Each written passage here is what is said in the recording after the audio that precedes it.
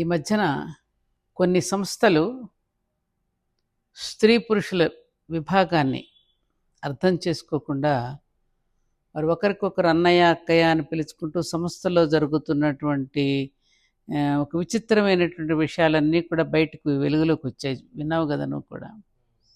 ఈ విషయంలో అప్పుడే ఈ విషయం మాస్టర్ గారు ఉన్నప్పుడే ఈ సంస్థల్లో ఏంటండి మాస్టర్ గారు ఇలాంటివి జరుగుతూ ఉన్నాయి, ఆ సంస్థల్లో ఎక్కువగా ఆడవాళ్ళకే ప్రాధాన్యతనిస్తారు, ఏదో ఆడవాళ్ళకి ఏదో అన్యాయం జరిగిపోయిందని,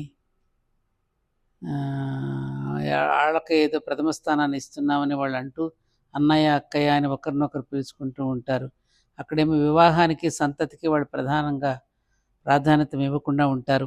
బ్రహ్మచారులుగా ఉండిపోవడాన్నే వారు ప్రోత్సహిస్తూ ఉంటారు. పెళ్లి చేసుకుంటే కాదనరు, కానీ ఆలోచనకు అంత ఇష్టంగా వాళ్ళు ముఖం పెట్టకుండా ఉంటారు. మరి ఏమిటి మాస్టర్ గారు ఇవన్నీ ఏమిటి, ఇలా ఎందుకు జరుగుతున్నాయి అనే విషయాన్ని మాస్టర్ గారి దగ్గర ఆ రోజుల్లోనే, ఇది 1980లోనే మాస్టర్ గారి దగ్గర ప్రస్తాపన తీసుకుని వచ్చారు. తీసుకొస్తే ఆయన చెప్పారు, ఈ సంప్రదాయం ప్రారంభమైన తర్వాత క్రమంగా స్త్రీలను చిన్నచూపు చూడటం అనేది కూడా సమాజానికి అలవాటైపోయింది. దీనికి విదేశీ దండయాత్రలు కూడా చాలా దోహదం చేశాయి. ఆ దండయాత్రల వల్ల స్త్రీ స్వేచ్ఛను తాత్కాలికంగా అరికట్టవలసి వచ్చింది. ఎందుకని దాడులు జరుగుతున్నాయి కదా, మరి రక్షణ కోసం అని చెప్పి జాగ్రత్త పడ్డారు వాళ్ళు. సమాజ రక్షణ కోసం ఆనాడు అది అవసరమైంది, కానీ ఆ తర్వాత అది అలవాటై కూర్చుంది. క్రమంగా గృహోపకరణాల్లో ఒకటిగా మిగిలిపోయింది. సరిగ్గా ఈ కాలంలోనే తత్వ ప్రచారకులు స్త్రీలను తక్కువ చేసి చెప్పడం ప్రారంభించారు. కాంతా కనకాలు బంధకారణాలు అన్నారు. దాంపత్య ధర్మంలో ఇద్దరికీ ప్రమేయం ఉన్నప్పుడు ఒక్కరే బంధకారణం ఎలా అవుతారు చెప్పు నువ్వు? స్త్రీ పురుష సంబంధం అనే దాన్ని పవిత్రంగా చూసుకోవాలి అని చెప్పే బదులు ఇలా చెప్తూ వచ్చారన్నమాట.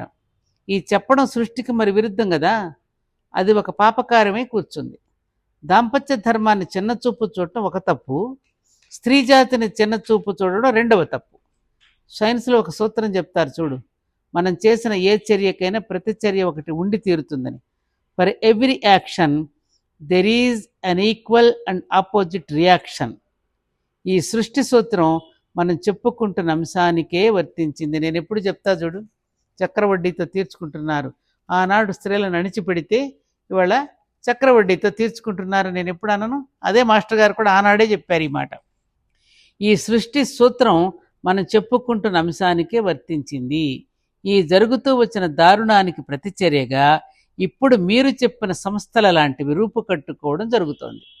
స్త్రీలే ప్రధానము, తత్వబోధకు వారే ఎక్కువ అర్హులు కూడా.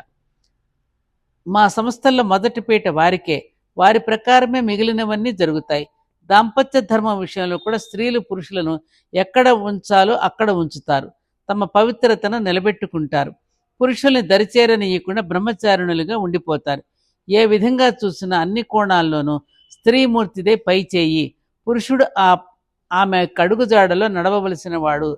ఇలాంటి నమ్మకాలు సూత్రాలతో ఈ పుట్టుకు వచ్చిన సంస్థలు పనిచేయడం మనం చూస్తున్నాం. కొన్ని శతాబ్దాలు పురుషుడు స్త్రీని నిందిస్తూ దూరంగా ఉంచే ప్రయత్నం చేశాడు. దానికి ప్రతిచర్యగా ఇప్పుడేం జరుగుతోంది? కొన్ని శతాబ్దాల నుండి స్త్రీ ఇలాంటి సంస్థల ద్వారా పురుషుణ్ణి నిందించి దూరంగా నిలబెడుతోంది. ఇది సారాంశం. నిందకు ఫలం నిందే కదా, ఇప్పుడు అదే అనుభవానికి వస్తోంది. మరి ఇప్పుడు దీనికి పరిష్కారం ఏమిటంటారు అని అడిగాడు మాస్టర్ గారిని. అప్పుడు మాస్టర్ ఏమన్నారు? మనం మరిచిపోయిన సనాతన ధర్మాన్ని మరల గుర్తు చేసుకోవడమే దీనికి పరిష్కార మార్గం. మన ఋషుల సాంప్రదాయాన్ని అమలుపరచడమే ఇప్పటి మన కర్తవ్యం. ప్రజలకు తిరిగి సనాతన ధర్మాన్ని తెలియచెప్పాలి. చతురాశ్రమ విధానంలోని పవిత్రతను పరిపూర్ణతను వారికి విడమర్చి చెప్పాలి. రామాయణ భారత భాగవతాది పవిత్ర గ్రంథాలను మళ్ళీ ప్రజలకు చేరువ చేయాలి.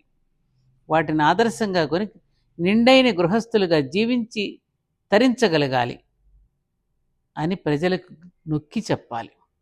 మళ్ళీ మన తాత్వికమైన దృక్పథాన్ని మనం పట్టాలెక్కించుకోగలగాలి. అప్పుడు ఇటు స్త్రీ నింద ఉండదు, అటు పురుష నింద ఉండదు. విడివిడిగా సంస్థలు వాటి అవసరాలు ఉండవు. ఏమంటావు?